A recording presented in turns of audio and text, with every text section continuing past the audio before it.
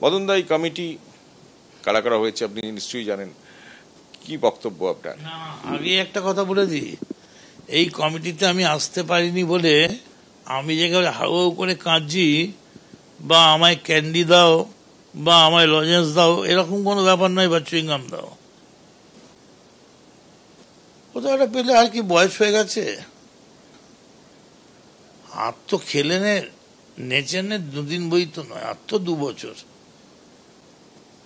প্রবীণের দলে পড়ে গেলাম আর খেলতে পারবো না।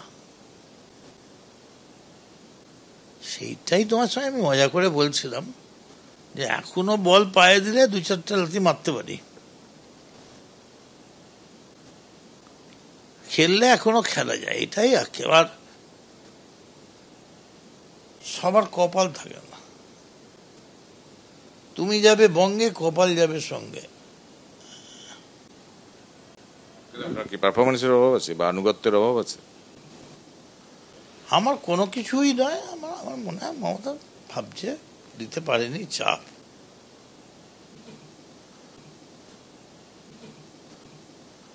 মমতা ব্যানার্জি খেলায় না থাকলে আমি খেলবো না, আমি ততক্ষণই খেলবো যতক্ষণ মমতা ব্যানার্জি খেলবেন।